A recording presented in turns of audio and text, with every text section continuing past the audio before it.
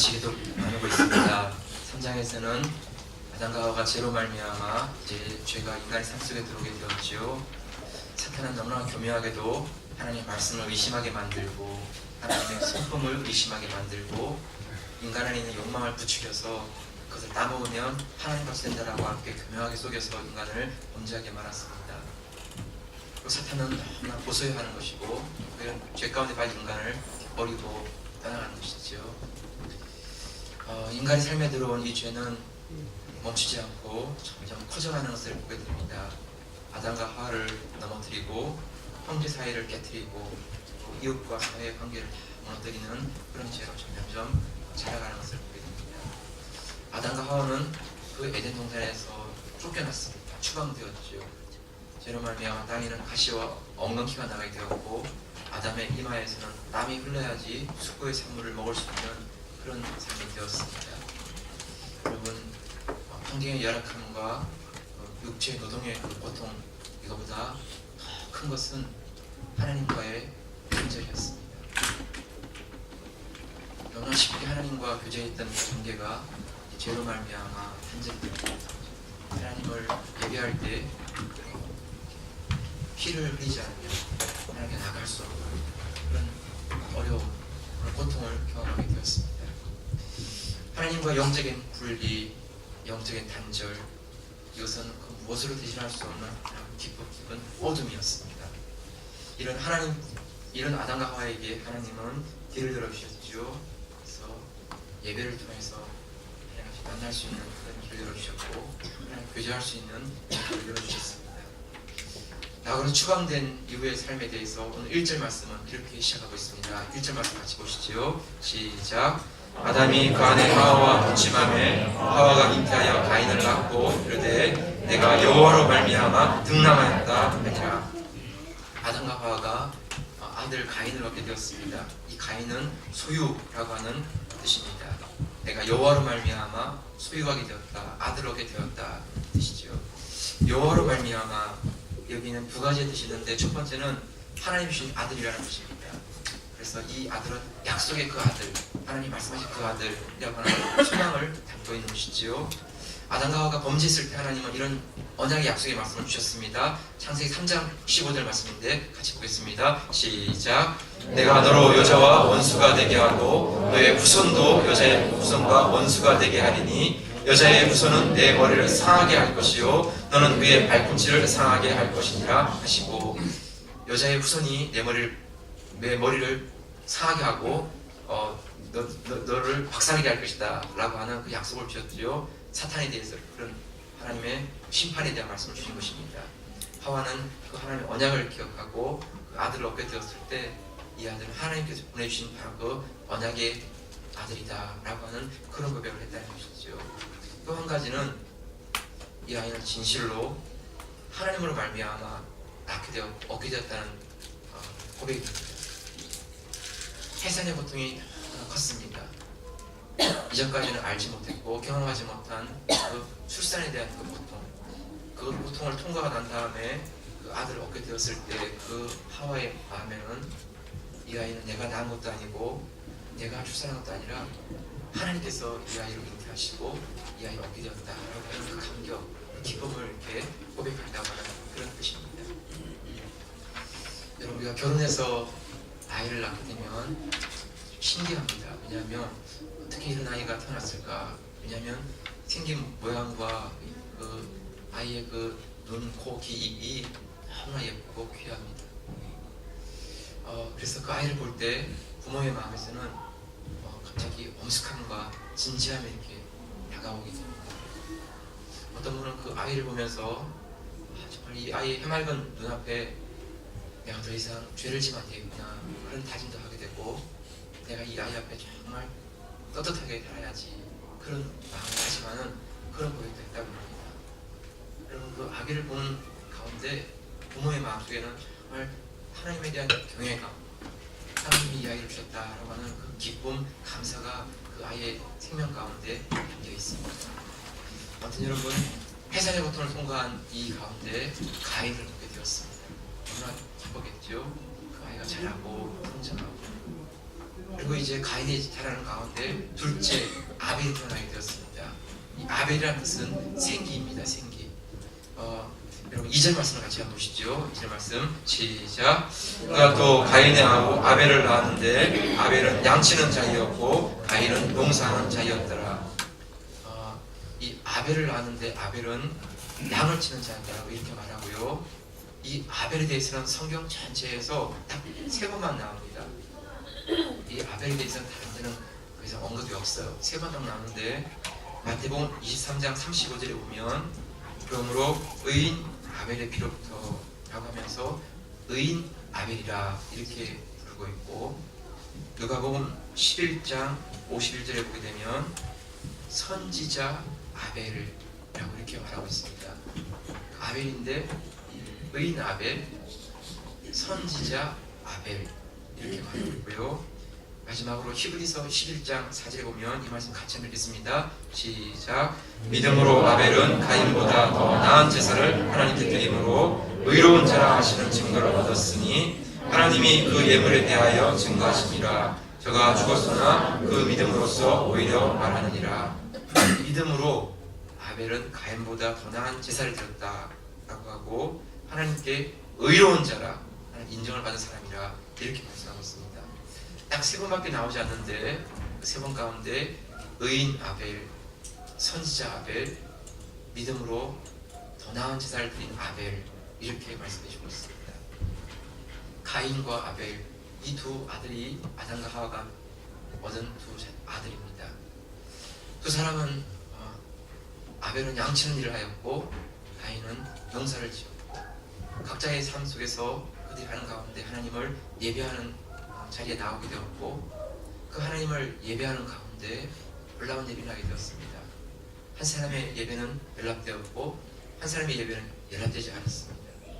그것 때문에 그 형제 사이가 미움과 증오가 일어나게 되었고 나중에 그것은 살인하게 되는 그런 데까지 나아가게 되었습니다. 여러분 창세기 4장에서 우리에게 보여주고 있는 교훈, 우리에게 말씀하신 메시지는 어떤 것일까요? 우리가 하나님께 어떻게 사는 것이 바른 모습이고 우리가 어떻게 살아갈 때 하나님 기뻐하시는 삶을 산다라고 말씀할까요? 사장을 통하여서 가인과 아벨 두 사람의 삶을 통하여서 우리가 하나님 앞에 의로운 삶, 믿음으로 살아가는 삶, 하나님이 어떤 것인지 우리가 함께 나누는 목표 말씀드리면 좋겠습니다. 그래서 첫 번째 우리에게 주시는 교훈은 예배를 준비하는 그 마음, 중심이 다른 것을 보여주고 있습니다. 예배를 준비하는 마음, 중심이 다릅니다.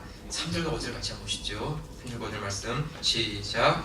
세월이 지난 후에 가인은 땅의 소산으로 제물을 삼아 여호와께 드렸고 아벨은 자기도 양의 첫 새끼와 그 기름으로 드렸더니 여호와께서 아벨과 그 제물을 연락하셨으나 가인과 그 제물은 연락하지 아니하신지라. 가인이 심히 분하여 안색이 변하니.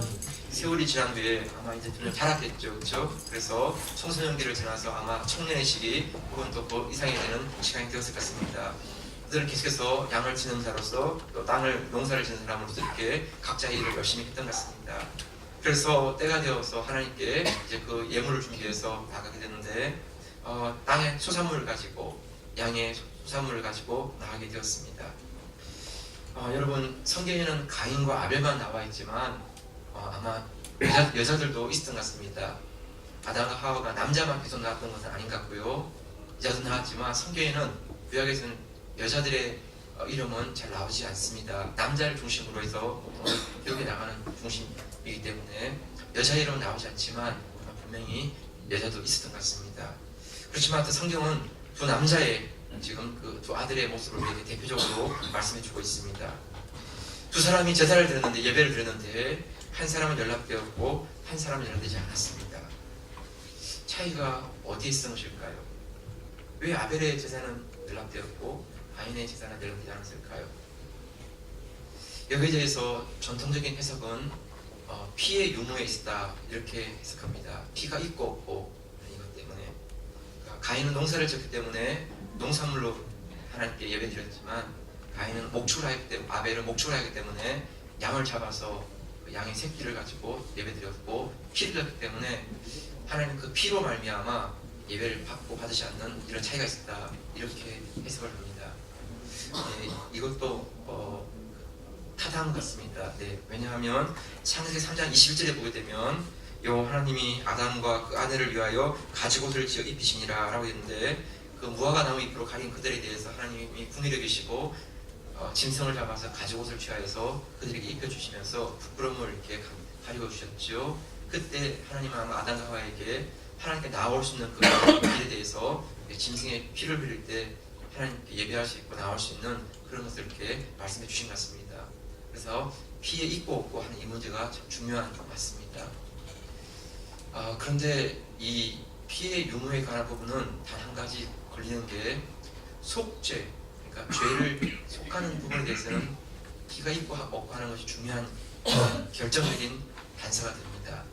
그런데 속죄 제사가 아닌 경우, 예를 들면 찬양과 감사와 이런 경우에는 반드시 피를 흘리지 않아도 됩니다.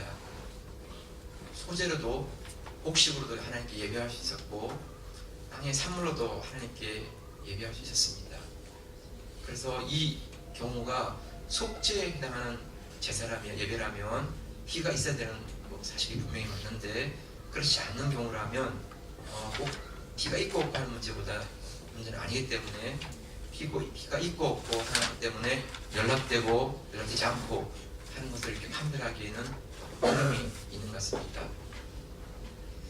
그러면 어떤 부분 때문에 한 사람의 예배는 받아들였고 한 사람의 예배는 받아들이지 않았을까?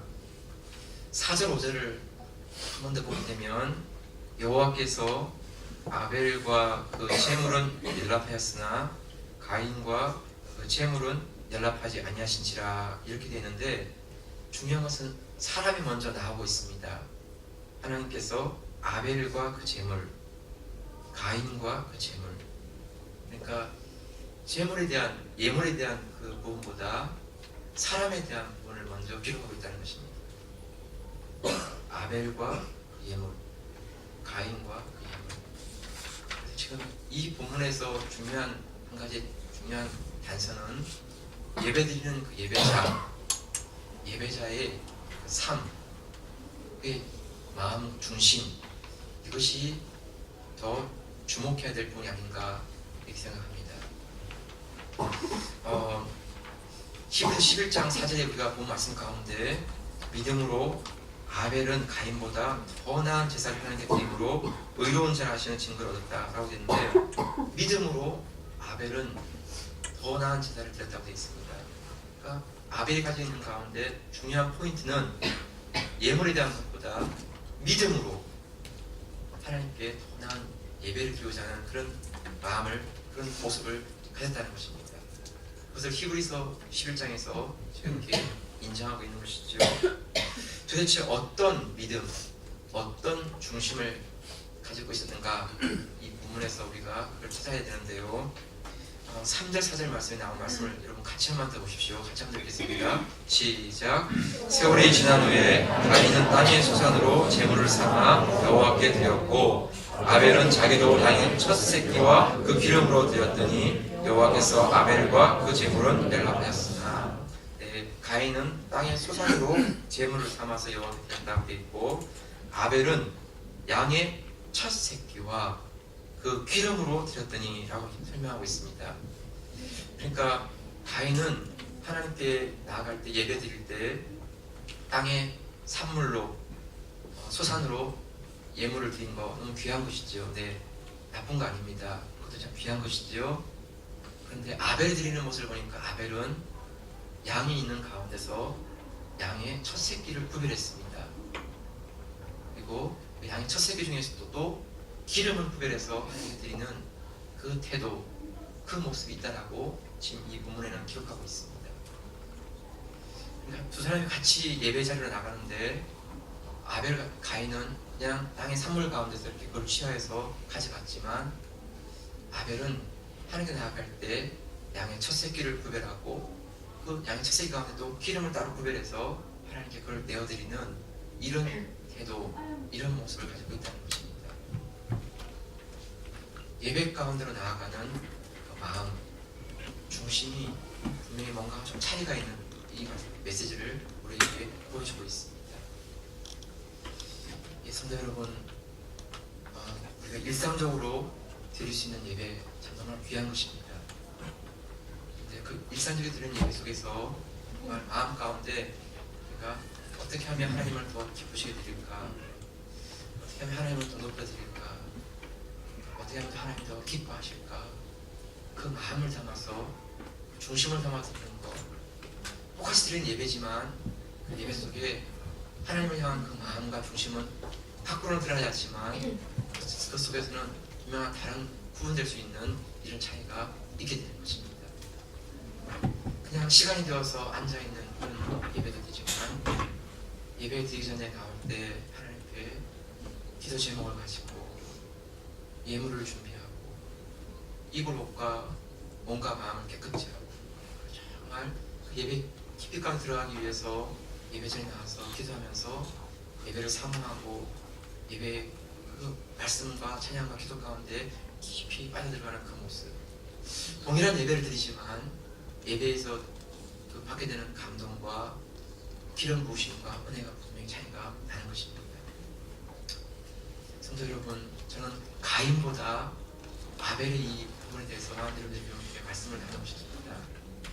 왜 연락되지 않았는가? 이 포커스보다는 하나님 앞에 연락되어지는 예배 가운데 나갈 수 있는 우리 예배 되기를 원합니다. 우리의 중심이 담긴 예배, 우리의 마음이 담긴 예배, 그러다 하나님을 높여드리고 싶고 하나님을 찬양하고 싶고 예배하는 예배자로서 하나님께 섬길 수 있는 그런 마음을 가진 예배, 그 예배 가운데 성령의 기름 부으심이 임하고 하나님과 우리가 교제가 일어나고 터치가 일어나는 그런 살아있는 예배가 우리가 늘 있기를 축복합니다. 성도 여러분, 예물보다 중요한 것은 마음의 예배입니다. 우리 시간과 몸을 들여서 예배 드릴 때 정말 우리 마음속에 우리 중심 가운데 주인 되신 하나님 그분의 마음을 빼앗기지 않기 원합니다. 어떤 것에 대해서 우리가 그 마음의 중심을 잃지 아니하고 하나님이 주인 되시고 시간과 물질과 내 삶의 중심이 되신 그 하나님을 높여드리는 그 진정한 예배, 신령한 예배, 우리의 마음과 중심 담긴 예배, 그 예배 가운데 나갈 수 있는 저와 여러분 되시기를 주의 이름으로 축복합니다. 자, 두 번째 오늘 본문에서 우리에게 말씀하고 있는 것은 이 예배 드린 이후에 정말 가슴 아픈 일이 일어난다는 것입니다. 6절 7절 말씀을 같이 한번 볼까요? 6절 7절 말씀인데 시작. 여호와께서 가인에게 이르시되 내가 문하여 함은 어찌미며 안색이 변함은 어찌미뇨 내가 선을 행하면 어찌 낫을 들지 못하겠느냐 선을 행치 아니하면 죄가 문에 엎드리니라 죄의 소원은 내게 있으나 너는 죄를 다스릴지니라. 죄사가 예배가 연락되지 않았을 때 가인은 정말 마음 가운데 분노합니다. 하나님에 대한 원망과 그리고 아벨의 예배가 연락되어지는 그 모습 가운데 아벨에 대한 미움이 확 일어나는 것입니다. 여러분, 우리가 두려움 때문에 예배하는 거 아니고 우리가 너무나 의무감 때문에 예배하는 거 아닙니다. 예배는 정말 우리에게 주신 하나님의 축복입니다. 그래서 우리가 기쁨으로 나아가고 감사함으로 나아가고 즐거움으로 나아가는 것입니다. 여러분, 때때로 우리가 준비되지 않는 가운데 나간다 할지라도 그 예배 가운데 답답함과 또 아픔이 있다 할지라도 여러분 그 예배가 한 번의 끝이 아니니까 또다시 하나님 앞에 우리 마음과 우리 중심을 가지고 나가서 예배에 깊이 가운데 들어가서 하나님 은혜를 경험할 수 있는 그런 예배가 되면 되는 것입니다. 그런데 가인은 그 예배가 열리지 않는 모습을 보면서 하나님에 대한 원망, 하나님에 대한 그 미움, 그리고 동생이 연락되어지는 그 예배에 대한 증오, 그 미움 때문에 얼굴빛이 확 바뀌는 것입니다. 안색이 나고 증오와 미움으로 그 얼굴이 일그러지는 것입니다. 여러분, 그게 너무나 분명하니까 하나님께서 가인에게 이렇게 말씀하셨죠. 6절에 보니까 여호와께서 가인에게 이르시되 내가 분하여하면 어찌미뇨 안색이 변하면 어찌미뇨. 아마 가인은 자기의 예물이 분명히 하나님께 연락될 것이라고 생각했는지 모릅니다. 네. 여러분, 예배를 받으시는 분은 하나님이시지 우리가 결정하는 게 아닙니다. 내가 이렇게 준비했다고 다 되는 게 아니라 하나님 그분께서 기쁘게 받으시면 되는 것이지요. 때로는 하나님께서 그 예배를 받지 않는다 할지라도 우리가 하나님을 따지고 항의하고 원망하고 이럴 문제가 아닌 것입니다. 우리 삶은 예배자로 사는 것이고 하나님은 예배를 받으시는 분도 계신 것입니다. 그런데 그 예배에 대해서 가인은 하나님의 태도를 받아들일 수가 없었습니다. 하나님을 인정할 수가 없는 것이죠. 도대체 뭘 근거로 무슨 이유로 자기 예배는 거절하고 미안해요. 소리를 안 들려서 하시면서 근데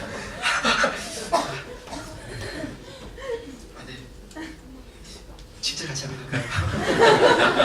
내가 놀랬습니다. 그래서 진짜 같이 그렇게 근데 시작. 내가 선을 행하면 어찌 나를 들지 못하겠느냐. 선을 행치 아니하면 죄가 문에 엎드리니라. 죄의 손은 내게 있으나 마음 가운데 하나님을 향한 기쁜 마음이 있고 선한 마음이 있으면 어떻게 네가 얼굴을 이렇게 나한테 들지 못할 정도로 이렇게 그러겠냐. 네 마음 가운데 먼저 안에 악이 있고 죄가 있으니까 그런 가운데 부끄러워서 얼굴을 못 드는 거 아니냐. 이렇게 하나님 말씀하시는 것이죠. 하나님은 죄의 소원은 내게 있지만 너는 죄를 다스릴지니라 이렇게 말씀하고 있습니다. 여러분, 때때로 우리가 살아다 보면 억울한 누명을 쓰기도 하고 불의한 일을 당하기도 하고 때로는 너무나 억울한 가운데 들어가기도 하는데 정말 중요한 것은 여러분, 그런 것 때문에 우리가 죄를 짓는 것을 정당화하고 죄를 짓는 것을 핑계할 수 있는 게 아니라는 것입니다. 때때로는 설명할 수 없는 그런 답답함, 어려움 그런 게 있다 할지라도 우리의 마음을 아시는 하나님, 우리의 중심을 보시는 하나님 그분 앞에 우리의 마음을 토로하고 그분을 바라보고 우리 하나님 앞에 설 수 있기를 축복합니다. 결코 죄를 짓는 것 그것이 여러분 우리가 어떤 이유든 간에 죄를 짓는 것에 대해서 정당화될 수가 있는 게 아닙니다. 하나님은 말씀했습니다. 선을 행치 아니하면 죄가 문에 엎드리느니라. 여러분 우리가 할 수 있는 대로 우리가 선을 향하기 위한 영적인 싸움을 해야 되는데 선을 향하기보다 죄를 짓지 않으려고 하다 보면 그 죄는 어디인가 웅크리고 있는 것입니다. 그래서 기회만 되면 마치 맹수가 웅크리고 있다가 확 튀어나오듯이 뛰어나와서 우리를 죄 가운데로 몰아가고 죄를 뒤집어 씌워서 우리를 죄의 종이 되게 만드는 이런 일을 한다는 것입니다. 그래서 우리가 죄를 안 지려고 하는 이 싸움보다는 할 수 있는 데까지 우리가 하나님 기뻐하시는 선을 향하는 싸움을 하는 것입니다. 할 수 있으면 더 우리가 주님 기뻐하시는 일을 위해서 우리 시간을 드리고 물질을 드리고 마음을 드리는 것이지요. 그러면 죄를 안 짓습니까? 죄 짓습니다. 네, 우리 인간의 연약함과 부족함 때문에 죄를 짓습니다. 그러나 우리의 중심이 언제나 하나님 기뻐하시는 것을 하기 위해서 나가기 때문에 우리가 방향이 때때로 틀어지기도 하고 잘못되게 된다 할지라도 그 하나님께서 선을 행하기 기뻐하시는 우리의 중심을 아시고 우리의 삶을 붙잡아 주시고 이끌어 가시면서 우리에게 아름다운 것으로 채워주시는 하나님이십니다. 근데 선을 향하기보다 자꾸 우리가 어떻게 하면 죄를 안 지켰는가 라는 마음을 가지면 죄는 우리 어디엔가 숨어있고 웅크리고 있는 것입니다. 그러다가 때만 오면 그 죄가 확 튀어나와서 우리를 씌우는 것입니다. 여러분, 죄의 소원은 내게 있으나 너는 죄를 다스릴지니라. 네. 여러분, 우리가 죄를 다 이길 수는 없지만 하나님 우리에게 죄를 이길 수 있는 힘을 주셨습니다. 하나님을 의지하고 하나님을 의지하고 하나님 도우심을 구하고 그 가운데 피할 길을 주시기 원하고 감당할 길을 주시기 원하고 하나님께 엎드리면 하나님께서 그 죄를 이길 수 있는 길을 여시고 힘을 더하여 주시는 것입니다. 여러분, 그러나 가인은 그렇게 하기보다는 그 죄를 놓치지 아니하고 마음 가운데 숨기고 있는 것입니다. 그다가 어떤 일이 났죠? 8절을 같이 한번 보십시오. 8절 말씀 시작. 가인이 그 아우 아벨에게 고하니라. 그들이 들에 있을 때에 가인이 그 아우 아벨을 쳐 죽이니라. 가인이 그 아우 아벨에게 고했다. 고했다는 말은 포건했다는 것입니다. 이 죽일 놈, 살릴 놈, 나쁜 놈. 그래서 막 동생 아우에게 정말 거친 말을 막 이렇게 한 것입니다. 너무나 심한 포건을 한 것이죠. 그리고는 그들이 들에 있을 때에 가인이 그 아우 아벨을 쳐 죽였습니다. 동생 아벨이 양을 치는 가운데 이렇게 풀을 먹이는 그런 양들 인도하는 가운데 가인이 그 가운데 숨어 있었던 것이죠. 그러다가 물쑥 튀어나와서 동생 아우를 향해서 몽둥이로 그 아우를 쳐가지고 그 아우를 쳐 죽인 것입니다. 여러분, 결코 우발적으로 동생을 죽인 게 아닙니다. 이미 마음 가운데 동생을 미워하고 증오하는 가운데 동생을 죽이고자 하는 그런 죄가 있는 가운데 기회가 오자 드디어 그 동생을 쳐 죽이는 그런 일이 일어나는 것입니다. 여러분, 창세기 3장에서는 죄가 들어와서 아담과 하와가 그 아름다웠던 부부의 사랑이 다 깨어집니다. 원망하고 책임을 전가하고 4장에 오면 그 형제들 사이에 그 아름다운 형제들 사이가 깨어지고 형이 동생을 죽이는 이런 일이 일어납니다. 그리고 그 뒤에 5장, 6장 이후로 가게 되면 관계가 이웃들과의 관계가 깨어지고 사람과 사람들과의 관계가 다 깨어지는 이런 일들이 죄로 말미암아 일어나는 것을 보게 됩니다. 예, 여러분, 죄는 죄로 남지 아니하고 그 죄를 품으면 반드시 그 죄를 지키게 만드는 그런 특성을 가지고 있습니다. 악을 품으면 악을 행하게 되는 것이죠. 여러분, 죄는 빨리 회개하고 악을 빨리 털어내는 이런 일을 하지 않으면 반드시 그 죄는 죄로 끌고 가는 것입니다. 요한의 3장 12절 말씀을 같이 읽어보시겠습니다. 시작. 가인같이 하지 말라. 그는 악한 자에게 속하여 그 아우를 죽였으니 어찐 연고로 죽였느뇨. 자기의 행위는 악하고 그 아우의 행위는 의로움이니라. 예, 가인같이 하지 말라는 것입니다. 그 아우를 죽였다고 되어 있고요. 자기 행위는 악하고 그 아우의 행위는 의로움이니라. 미움과 질투 가운데 그 죄를 이렇게 털어버리지 못하기 때문에 나중에 그 죄 가운데 그런 악을 행하게 되는 것이죠. 가인과 아벨, 이 사건은 가인과 아벨로만 끝나지 않고 오늘날에도 그대로 반복되고 있습니다. 사람들의 마음 가운데 미움과 증오와 불신과 질투, 그것을 하나님께 돌이키지 않으며 이제 그 미움의 그 행동이 나타나고 증오의 그런 죄가 드러나게 되는 것입니다. 성도 여러분, 우리가 이 땅 사는 동안에 억울한 누명과 불의한 아픔과 이런 일을 당한다 할지라도 우리의 삶이 아벨처럼 하나님께 의로운 삶을 살고 믿음으로 더 나은 제사를 드리는 하나님의 예배자가 될 수 있고 믿음의 사람이 될 수 있기를 축복합니다. 너무나 짧은 인생을 살았습니다. 아벨은 성경 전체에서 단 한마디도 아벨의 이야기가 없습니다. 그런데 그 아벨은 너무나 아름다운 삶을 산 사람으로 기록하고 있습니다. 히브리서 11장 말씀 읽었지만 한 번 더 같이 읽겠습니다. 시작. 믿음으로 아벨은 가인보다 더 나은 제사를 하나님께 드림으로 의로운 자라 하시는 증거를 얻었으니 하나님이 그 예물에 대하여 증거하심이라. 저가 죽었으나 그 믿음으로써 오히려 말하느니라. 네, 아벨은 한마디도 하지 않았습니다. 그렇지만 성경은 아벨이 믿음으로 말미암아 살아갔던 사람이고 하나님께 정말 예배자로 살았던 사람이라고 이렇게 계속해서 증거해주고 있는 것입니다. 사람들은 잘 모르고 세상은 잘 모른다 할지라도 우리 하나님이 인정해주시고 하나님께서 증거해주시는 그런 삶을 살아갈 수 있는 저와 여러분들을 축복합니다. 어떤 죄가 있다 할지라도 그 죄를 품지 않고 그 죄를 하나님께 고백하고 그리고 하나님께 그 죄를 털어내고 하나님의 선을, 하나님의 그 의를 사모하고 기뻐하는 믿음의 삶을 살 수 있기를 주의 이름으로 축복합니다. 마지막으로 여러분, 가인에게 하나님은 회개할 기회를 주셨습니다. 9절 말씀 같이 한번 보시죠. 이제 9절 말씀 시작. 여호와께서 가인에게 이르시되 내 아우 아벨이 어디 있느냐. 그가 가로되 내가 알지 못하나이다. 내가 아우를 지키는 자니이까. 동생을 죽인 그 그 가인에 대해서 하나님께서 찾아가셨습니다. 아담과 하와에게 하셨던 질문과 똑같은 형식으로 질문하고 있죠. 가인아, 내 아우 아벨이 어디 있느냐? 아담과 하와에게 아담아, 내가 지금 어디 있느냐? 하나님께서 어딘지를 몰라서 모르시는 게 아니고 그 아우가 어딘지를 몰라서 모르시는 게 아닙니다.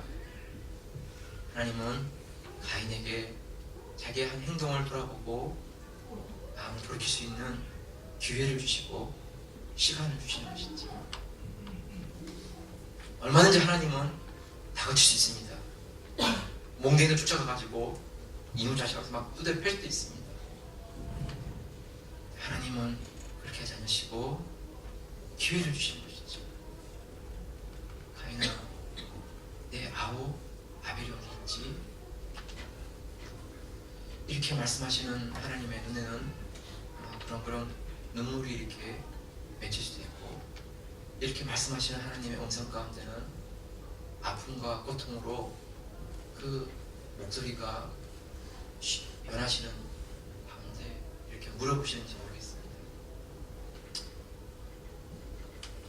여러분, 이런 글을 들으면 마음 가운데 이렇게 고통을 느끼고 찔림이 되어서 내가 아우를 죽였어요, 죄송해요, 이렇게 고백한다면 하나님께서 그 피 묻은 손을 닦아주시면서 네가 이러면 안 되는 사람이다 하면서 그 가인을 품으시고 안으시면서 가인에게 그 죄를 돌이킬 수 있는 기회와 그 죄로부터 지켜날 수 있는 그런 하나님의 은혜를 그에게 주셨을 거예요.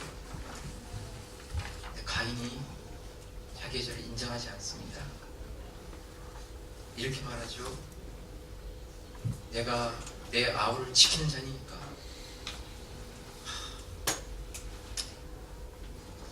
여러분, 형이 동생을 지킬 필요는 없습니다. 예, 그럴 이유는 없죠. 그렇지만 동생이 보이지 않고 동생이 오랜 시간 나타나지 않는다면 형으로서 동생에 대한 안부가 궁금하지 않겠습니까? 그러면 한 번쯤은 내 아우가 어디 있을까? 내 아우가 지금 잘 있는가? 이런 마음을 가지는 것은 형으로서 마땅한 도리가 아닐까요? 근데 하나님이 물으시는 그 질문에 대해서 내가 내 아우를 돌보는 자니까, 이 말은 정말 차갑고 무관심하고 냉정한 가운데 내뱉고 있는 말인 것입니다. 여러분, 하나님은 가인의 태도를 보시고 이렇게 말씀하셨죠. 10절 말씀입니다. 10절 말씀 시작. 가라사대 내가 무엇을 하였느냐? 내 아우의 핏소리가 땅에서부터 내게 호소하느니라. 하나님 다 아시죠? 가인의 한 행동을 다 지켜보셨죠. 내가 무엇을 하였느냐? 내 아우의 핏소리가 땅에서부터 내게 호소하느니라.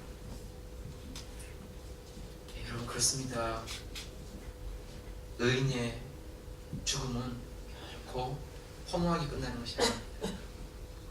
의인의 죽음은 땅에서 계속 외치는 것이지. 여러분, 짐승은 죽으면 끝이지만 사람의 죽음은 끝이 아닙니다. 그 영혼은 살아있고 그 영혼은 하나님께 호소하는 것이지. 여러분, 의인은 하나님과 영원히 함께 살고 악인은 하나님과 분리된 가운데 영원히 살게 되는 것이죠. 하나님은 땅에서 부르시는 그 아벨의 소리를 들으시면서 가인에게 말씀하고 있는 것입니다. 그래서 가인에게 이렇게 말씀하신 것이죠. 11절 12절 말씀 같이 있습니다. 시작. 땅이 그 입을 벌려 내 손에서부터 내 아우의 피를 받았은즉 내가 땅에서 저주를 받으리니 내가 박가라도 땅이 다시는 그 효를 내게 주지 아니할 것이요 너는 땅에서 피하며 유리하는 자가 되리라. 동생 아벨을 죽인 그 형에 대해서 하나님은 이런 선고를 주셨습니다. 땅이 저주를 받게 된 것이고 너는 그 땅에서 저주를 받아서 유리하면서 방황하는 이런 삶을 하게 될 것이다. 이렇게 말했습니다. 여러분, 이게 어떻게 보면 큰 형벌이 아닌 것 같은데 이것은 너무나 힘들고 중요한 형벌입니다. 왜냐하면 우리 인생은 80, 90, 살면 끝이지만 이때 사는 사람들은 900세까지 살았어. 900세까지 100년만 살아도 되게 오래 산 건데 200년을 살고 900년 산다 그러면 거의 뭐 1000년입니다. 1000년. 1000년 동안 사는 동안에 어디에 안주하고 정주할 수가 없는 것입니다. 얼마 동안 살다가 또 그만 그 삶에 대해서 마음에 안 드는 것입니다. 그럼 또 그걸 다 이렇게 놔두고 다른 데로 갔습니다. 또 거기서 열심히 땀을 흘려서 뭔가를 이렇게 만들어서 살다가 또 어느 정도 안정되면 갑자기 또 어느 순간 싫어지는 것입니다. 그럼 또다시 옮기는 것입니다. 그래서 계속 이렇게 정처 없이 이렇게 방황하면서 그 인생 마지막까지 이렇게 방황하다가 끝나는 것입니다. 여러분 이게 얼마나 큰 고통인지 모릅니다. 왜냐하면 마음을 안식할 곳이 없는 것이죠. 마음을 어디에 둘 곳이 없는 것이죠. 계속 이렇게 뭔가 쫓겨가는 것입니다. 차라리 반항하는 것은 어느 기간이 있으니까 낫습니다. 부모에게 반항하고 선생님께 반항하고 이런 것들은 한때니까 지나가면 끝입니다. 근데 방황은 계속되는 것입니다. 방황. 죽을 때까지 계속 방황한다 그러면 어디 안주할 수도 없고 정착할 수도 없고 계속 이렇게 떠돌이 생활을 하는데 어디 마음 가운데 어디 편한 곳이 없는 것입니다. 이게 얼마나 큰 고통이겠습니까? 가인에게 이런 고통을 하나님이 주신 것입니다. 그러자 가인이 어떻게 말하냐면 14절에 보니까 가인이 여호와께 고하되 너의 죄벌이 너무 중하여 견딜 수 없나이다 이렇게 말하고 14절 말씀에 보면 이렇게 되어 있습니다. 여러분 이 말씀 보시고 이제 마무리하겠습니다. 14절 같이 읽겠습니다. 시작.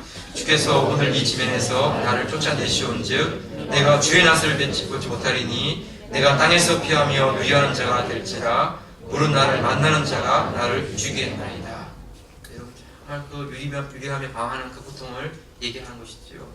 그런데 우리가 이 사장에서 꼭 풀어야 될 한 말씀이 뭐냐면 14절 뒤에 나오는 물은 나를 만나는 자가 나를 죽이겠나이다 이렇게 되어 있어요. 여러분 지금 가인과 아벨 두 사람 있고 아벨이 죽임을 당했으니까 가인 하나밖에 없습니다. 그런데 누가 나를 죽이겠다는 것입니까? 가인이 어떻게 이런 말을 하는 것입니까? 여기에 대해서 두 가지 해석이 있습니다. 하나는 아담과 하와가 100년 산 게 아니라 930까지 살았기 때문에 그 900년까지 사는 동안에 또 셋을 낳고 또 그 위에 아들을 낳고 딸을 낳고 많은 아이를 낳았지만 기록이 안 된 것이죠. 그래서 그들이 또 자라가면서 100년, 200년, 300년 지나는 가운데 그들이 또 계속 결혼하고 아기를 낳고 그러는 가운데 이 가인도 900세까지 가지 않습니까? 그러다 보니까 그런 가운데 만나는 어느 사람이 자기를 죽일 수 있다 그런 위험을 느낀 가운데 했다 이런 해석입니다. 네. 왜냐하면 900세까지 살았기 때문에 그런 일이 일어날 수 있는 것이죠. 또 한 가지 해석은 이것은 가인의 이 고백은 사람이 아니고 천사가 나를 죽일 수 있다. 물론 나를 만나는 자가 나를 죽이겠나이다. 여기서 이 나를 만나는 자가 사람이 아니고 천사다 이렇게 해석하는 경우입니다. 그 근거가 뭐냐 하면 15절에 나오는데 15절에 보면 여호와께서 그에게 이르시되 그렇지 않다.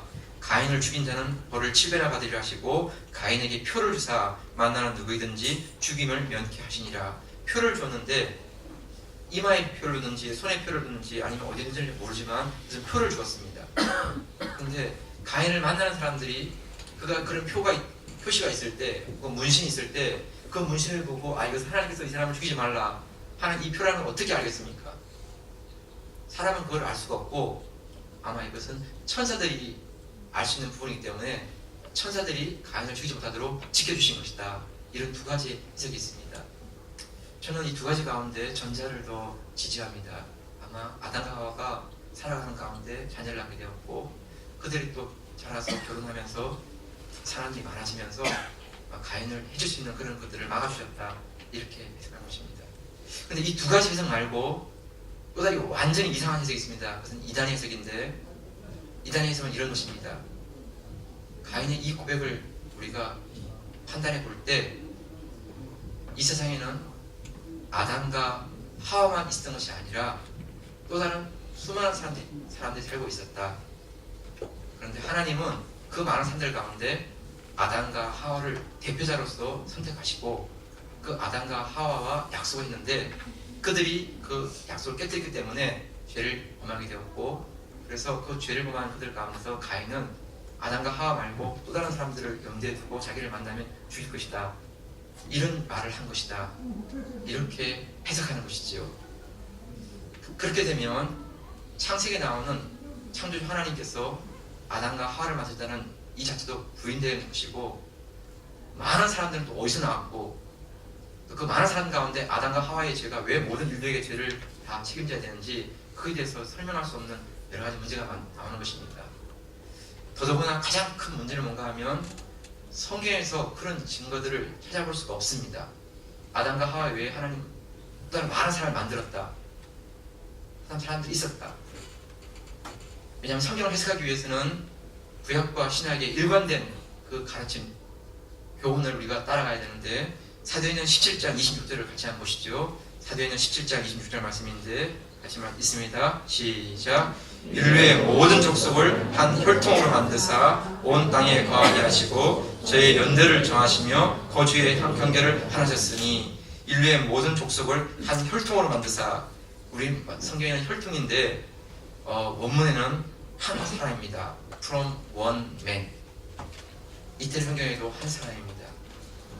그러니까 한 남자로부터 이 인류의 모든 족속이 나왔다는 것입니다. 그러니까 창세기에 나와 있는 아담과 하와 그 사건과 사도행전에서 말씀하시는 이 신약에서 말씀하신 이 사건, 이 두 개의 말씀은 일관성이 있는 말씀을 하고 있는데, 이단들의 생각은 이런 말씀들을 다 완전히 다 무너뜨리게 되는 것입니다. 그러므로 여러분, 이 가인이 고백하는 이 말 한마디 가지고 성경의 다른 모든 분을 다 무시하면서 아담과 하와만 쓴 게 아니라 또 다른 수많은 사람이 있었다, 이렇게 전제하거나 해석하는 것은 잘못된 해석인 것입니다. 제 말 이해되세요? 네. 왜냐하면 이 말씀 때문에 자꾸 이단들이 사람들을 이렇게 교묘하게 꼬셔서 성경의 말씀을 원리를 무너뜨리거나 자꾸 성도들의 그 이해를 흔들게 만드는 것입니다. 아무튼 여러분, 인류의 여러 족속이 있지만 인류의 여러 족속은 다른 여러 족속들이 있는 가운데 나온 게 아닙니다. 아담과 하와로부터 시작된 그 자손들 가운데서 그들이 번성하면서 그들이 퍼져나가면서 여러 족속과 민족을 만들게 되었고, 결국은 그 모든 민족들 가운데 가장 한 사람은 아담과 하와인 것입니다. 여러분, 이 말씀 속에서 가인이 이 말씀을 하면서 하나님은 그 가인을 지켜주겠다 말씀하시고, 가인의 마지막 태도가 16절에 나오는데 이렇게 나왔죠. 17절에 보면 가인이 여호와의 앞을 떠나 나가 에덴 동편 롯 땅에 거하였더니, 가인이 여호와 앞을 떠나갔습니다. 그리고 롯이라는 것은 정처 없음, 방황, 이런 이름입니다. 그 롯 땅에 살면서 그냥 정주하지 못하고 또 이사가고 또 이동하고 또 이동하고 하면서 계속 이렇게 옮겨다니는 이런 삶을 사는 것, 이것이 가인의 일생이었어요. 하나님은 가인에게 회개할 수 있는 기회를 주었지만 가인이 그 하나님의 기회를 거절하는 것이죠. 거부하는 것이죠. 그래서 그 죄값 가운데 생을 방황하면서 살다가 그의 삶이 끝나고 마는 것입니다. 오늘 말씀을 통해서 우리가 마지막 마무리하고 있습니다. 사랑하는 여러분, 우리의 예배 가운데 중심이 담긴 예배, 우리의 마음이 담긴 예배 가운데 하나님의 기름 부으심과 성령의 기름 부으심이 많은 예배 가운데 나올 수 있기를 축복합니다. 예물보다 더 중요한 것은 예배자입니다. 예배를 예배되게 만드는 것은 예배자입니다. 우리의 마음과 중심 가운데 오직 하나님 한 분만이 주인 되시고 하나님 한 분만 높여드리는 그런 예배자로 살기 원합니다.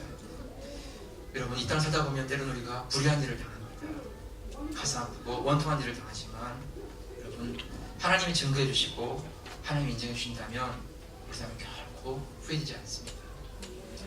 우리가 성공하지 못하고 부자가 아니라 할지라도 하나님이 증거해 주시고 인정해 주시는 삶, 그래서 믿음으로 더 나은 예배 드리고 믿음으로 어려운 사람은 인정을 받는 삶, 그런 삶을 살 수 있기를 주의 이름으로 축복합니다. 마지막으로 여러분, 죄를 졌을 경우에 여러분 죄를 숨기거나 핑계하거나 우리가 그걸 고집하지 않고 언제 하나님께 죄를 고백하고 돌이킬 수 있기 바랍니다. 중요한 것은 하나님과 다시 교제할 수 있고 하나님의 온천히 은혜가 우리에게 흘러오는 것이 중요합니다. 하나님과 교제하는 것, 하나님과 사귀는 것 기쁨 가운데 우리가 언제나 우리 삶 가운데 하나님 그분을 높여드리고 하나님 그분과 동행하는 삶을 수 있기 바랍니다. 근데 여러분, 누구든지 죄를 질 수 있지만 죄가 우리를 주장하지 아니하고 하나님의 은혜가 우리를 주장할 수 있는 믿음의 삶이 있기를 주의 이름으로 축복합니다. 주신 말씀 붙잡고 같이 한번 우리가 아벨의 예배를 드리기 원합니다. 아벨이 되기 원합니다. 이 땅에서 우리가 때로는 불의한 일을 당하고 억울한 일을 당한다 할지라도 우리가 흔들리지 아니하고 하나님께 믿음으로 설 수 있기 원합니다. 죄가 있다 할지라도 하나님께 나아가기 원합니다. 선을 행하기 원하고 우리 허물과 죄를 덮어주시는 것 하나님께 은혜와 용서와 회복을 경험하기 원합니다. 우리가 다시 한번 같이 함께 기도하겠습니다. 하나님